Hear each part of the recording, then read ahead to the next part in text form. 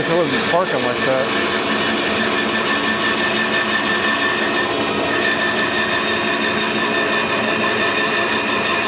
You guys probably can't see this, but the blade's only really fully engaged up at the top here. It's not in the bottom.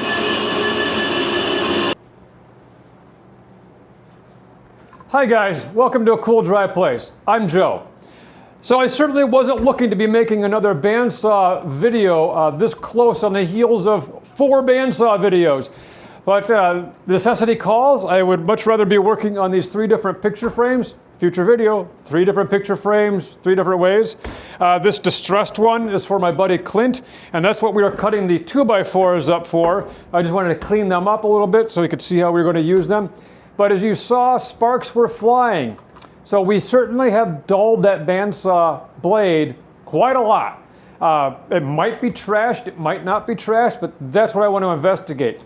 So today what we're going to do is I'm going to show you how it is that I sharpen a bandsaw blade. It's dead simple. You probably have the tools for it already.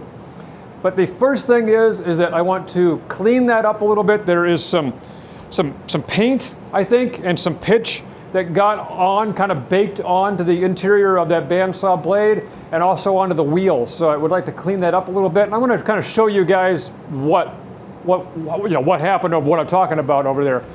So let's go on over to the bandsaw and take a look. I hope you can see well here. So this I've already cleaned a little bit. I've cleaned maybe about a foot or so. This is, I guess it's not perfect. There's a little bit of spots right here. The bandsaw is unplugged, by the way.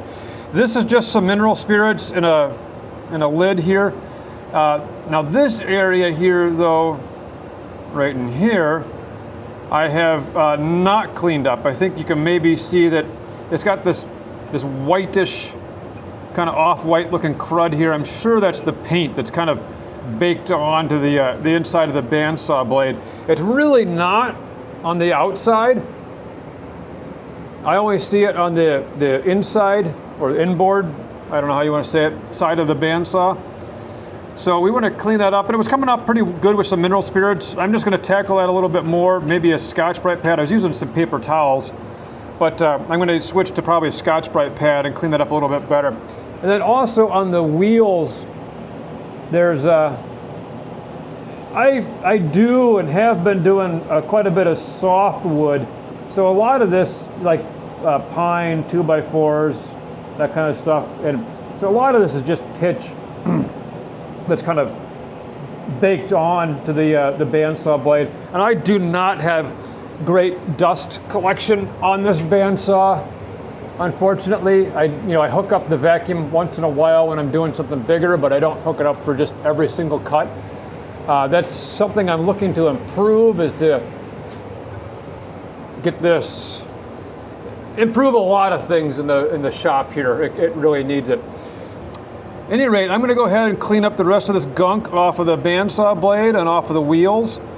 It comes off really easily with the mineral spirits. I might use a toothbrush, Scotch-Brite pad, that kind of stuff.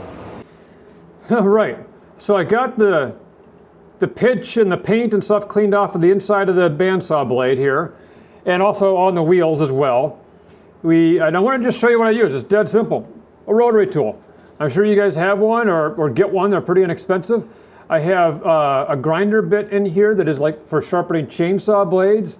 This is a 5/32, I believe, or 4 millimeters.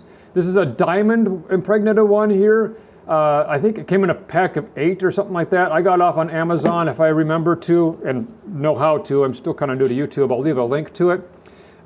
This is one that I picked up a number of years ago from Home Depot, I believe. I'm sure you could get this stuff at other, Lowe's or at Menards, Ace, True Value, that kind of stuff. This is like a grinder wheel kind of stuff right here. I don't know what that stuff is called.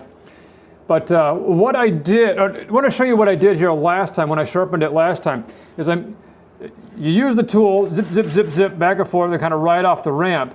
But if you overshoot and come out a little bit too far and you poke in too quick, sometimes you might leave these little curly cues here. And I'm trying to avoid that. So I want to be slow and deliberate on this.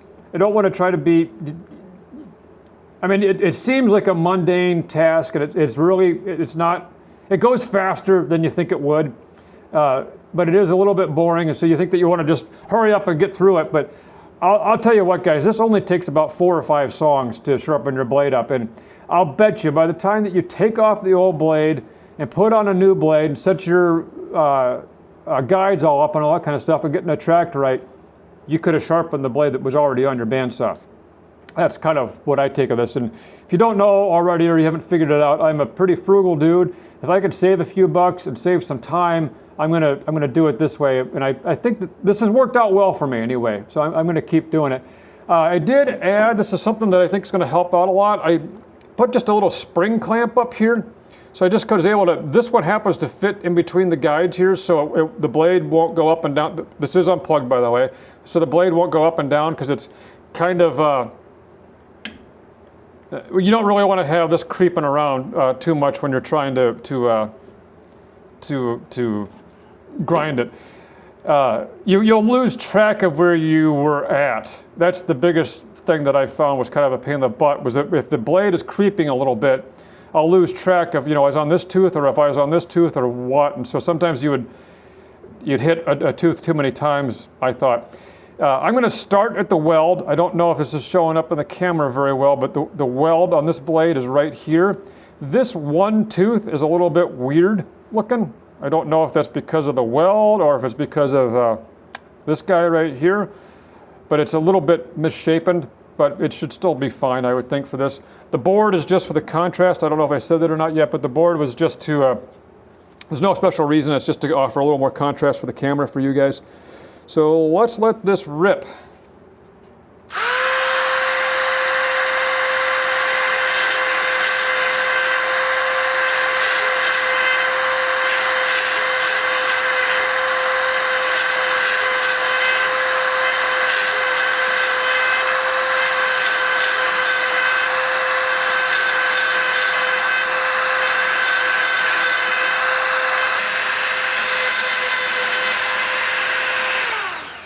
I guess I didn't start at the weld, I finished at the weld. You get the idea though, it's really simple. That's pretty darn sharp. Some of the videos that I've seen where folks were doing this is they use the much bigger wheel or disc on this here, and then they just hit the front edge. I don't think that's appropriate. I really think that you need to hit both edges of this teeth or you're not really sharpening it. I guess you're just grinding one edge of the tooth. If you don't hit the both edges here, just like you would do with a plane iron, if you want to go sharpen your plane iron, well, you want to make sure that the back of that plane iron is dead flat, has a nice mirrored finish, and so that way when you want to go sharpen it, you sharpen the bevel side, you hit that, and then you kind of reestablish that it's nice and flat and mirrored smooth on the back side when you go to sharpen it up. Like I say, it's really simple. What would you see here? We went through about, I don't know, 8 inches or something like that in what, a couple of seconds? It's pretty easy. It seems tedious, it really does, but it doesn't take that long. Just put on a couple nice songs and you'll be fine. Oh, and also, I don't think I pointed out, this is about a 3 teeth per inch bandsaw blade. If you had a whole lot more teeth per inch, this might be difficult because this 4 millimeter or 5/32 grinder bit fits into this gullet really pretty well. They might make smaller ones of these if you had a finer bandsaw blade. I'm not sure. You'd have to look around and see if you can find one. I don't typically run a finer bandsaw. In fact, I've had this bandsaw blade on this bandsaw pretty much from day one. So I've had this bandsaw for 10, 12 years, something like that, and I've had this bandsaw blade, shortly after I got this bandsaw used on the market.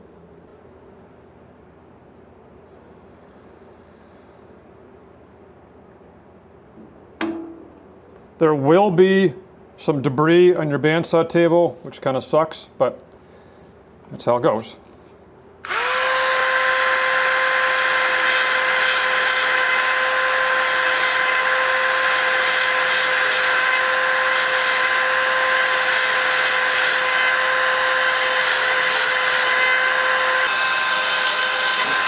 Oh, see? Try to avoid that.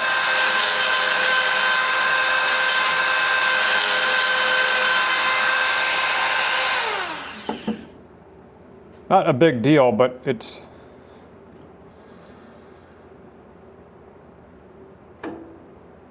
If you can avoid it, I would. Really, like I find it, just slow, deliberate. Try to keep the Dremel rotary tool, you know, perpendicular to the blade.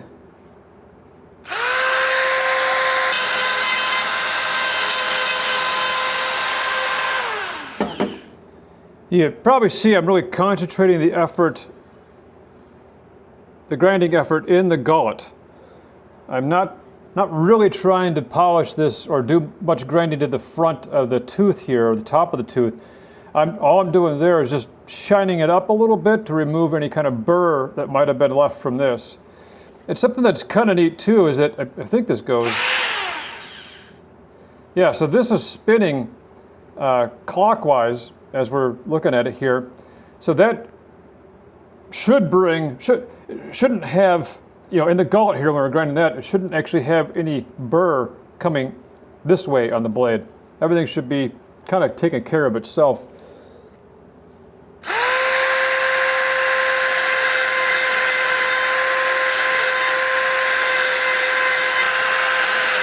You know, guys, I didn't even detension the blade to do this. Just keep it at the same tension that you run the bandsaw at normally. Sometimes you might be seeing me hit a tooth again.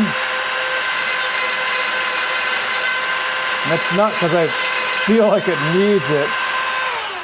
Rather, it's because I came off that ramp and kind of felt like I dubbed it a little bit.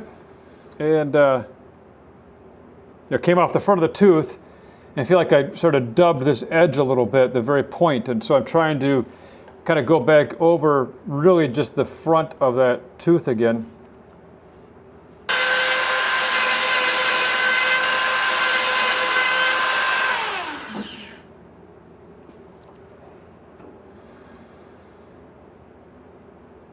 Now, one thing I wouldn't mind doing is with the, I don't know if you can see this, I'll show you guys here at the end, but there is a lot of metal filing, well, not a lot, but there's a significant amount of metal filings and maybe diamond dust or whatever from this thing that it's on the table here. And I would prefer if that wasn't going into the bearings, if it wasn't going into the guide blocks and that kind of stuff. So one addition that I could see to doing this is putting something over the table to kind of close up this throat a little bit more and protect the table and now the wood table that's on here. And that could be just a board. I guess you could probably even use paper or something like that, like a thicker paper, craft paper or something like that, just to keep the debris from going down into your bandsaw. But that's about the only thing I probably would add or change on this.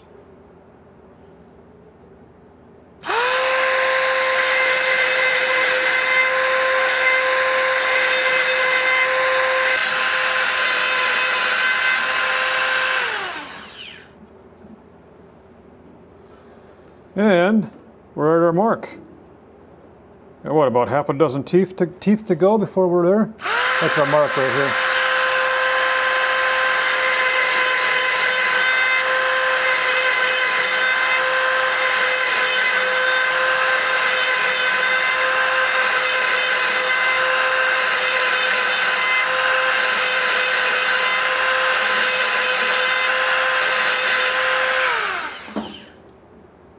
All right, not too bad. It went pretty quick. You know, like I said, just really the thing is to just be slow, deliberate, and I think you'll get pretty good results. I think you'll get better results than you think that you're going to get. You should definitely try this.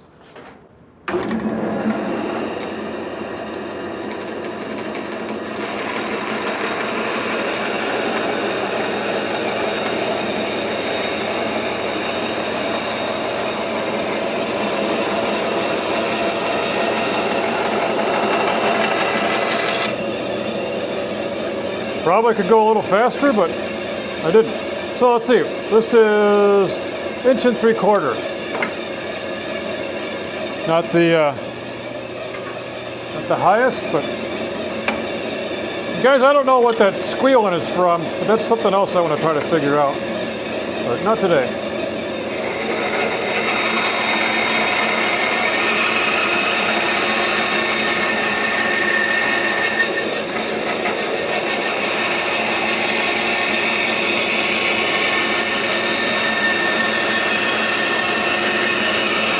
I say, not too bad.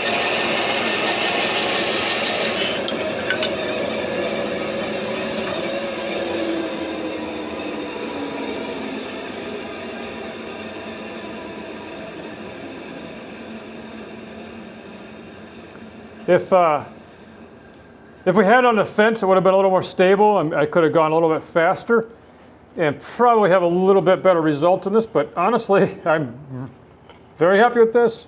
Like I say, a 10, 12-year-old blade, and it owes me absolutely nothing at this point. It's still doing a maybe not brand new blade results, but pretty darn close. 15, 20 minutes, that's about what it took to sharpen up this blade. And this is a 105-inch blade, and so that's about 315 teeth or so. It's one of those tests that I think it seems like it's really daunting. It seems like it's gonna take forever, but it really doesn't. You know, 3, 4, maybe 5 songs and you're done. And it's very economical. You know, a blade would cost probably about 35, 40 bucks from what I could gather on Amazon that I just checked out a few minutes ago. And I looked up the order that I did with Amazon on this. This was $6 for 8 of them. And I get about 2 or 3 sharpenings per each one of these little grinder wheel doohickey things. And you probably already have the Dremel tool, or you should get one because they're kind of handy. And the quality, I think is just fine. This is exactly what I would expect off of a bandsaw. And I can't ask for anything more. So I would like to get back on that picture frame build. If you guys don't want to miss out on that, please hit subscribe down below, and thanks so much for watching. I appreciate it.